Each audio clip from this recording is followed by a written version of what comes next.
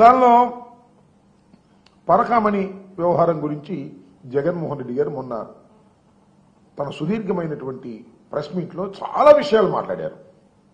చాలా సూటిగా అనేకమైన ప్రశ్నలు ఈ కూటమి ప్రభుత్వాన్ని నిలదీశారు. దాని దేనికి సమాధానం చెప్పరు. పరకామణి వ్యవహారంలో జరిగినటువంటి ఒకానొక దొంగతనం, ఒక చోరీ, అది ఒక చిన్న చోరీ అన్నాడంట. దాన్ని బట్టి లాగుతున్నారండి. పవన్ కళ్యాణ్ గారి వాళ్ళు అదే మాట్లాడాడు. ఎందుకంటే జగన్మోహన్ రెడ్డి గారి మీద మాట్లాడమని చంద్రబాబు నాయుడు గారు ఆదేశించారు, ఈయన మాట్లాడటం మొదలుపెట్టాడు. పరకామణి, నేను మనవి చేస్తున్నా, పరకామణి కొత్త బిల్డింగ్ కట్టించింది జగన్మోహన్ రెడ్డి గారి హయాంలో. దాన్ని మొత్తానికి కెమెరాలన్నీ మార్చేసి మోడర్న్ టెక్నాలజీతో ఏర్పాటు చేసింది జగన్మోహన్ రెడ్డి గారి టైంలో. సాక్షాత్తు జగన్మోహన్ రెడ్డి గారే దాన్ని ఓపెన్ చేసినటువంటి సందర్భం. దానిలో ఇంత టెక్నాలజీ అయిన తర్వాత దానిలో చోరీ జరిగితే ఆ చోరీలో పట్టుబట్టడం జరిగింది.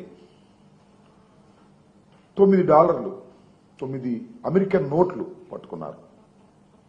దాని విలువ 70,000 లేదా 80,000 మధ్యలో ఉంటుంది. ఈ 9 నోట్లు ఇవాళ అంటే డాలర్ రేటు మారుతా ఉంది కాబట్టి దానికి 14 కోట్ల రూపాయల విలువైనటువంటి ఆస్తులను స్వామివారికి రాయించారు మా బోర్డు ఉండగా. ఆ దొంగతనం చేసినటువంటి వ్యక్తి లేదు, ఆ చోరీకి పాల్పడినటువంటి వ్యక్తి దగ్గర నుంచి 14 కోట్ల రూపాయలు స్వామివారికి ఇవ్వటం జరిగింది. అలా పోల్చినప్పుడు 14 కోట్లు $9 అంటే 80,000 రూపాయలు కంపేర్ చేసినప్పుడు ఓ చిన్న చోరీ జరిగితే 14 కోట్ల రూపాయలు కట్టించామనేటువంటి ఉద్దేశంతో జగన్మోహన్ రెడ్డి గారు అంటే చిన్న చోరీ అంటావా? హిందూ దేవాలయంలో జరిగితే అది ఇంకోటి జరిగితే ఏమంటావు? మతాన్ని తీసుకొచ్చారు. మతాన్ని తీసుకొచ్చేసి జగన్మోహన్ రెడ్డి గారి మీద బురదలేటటువంటి కార్యక్రమం చేస్తున్నారు. సిగ్గుండాలంటున్నా.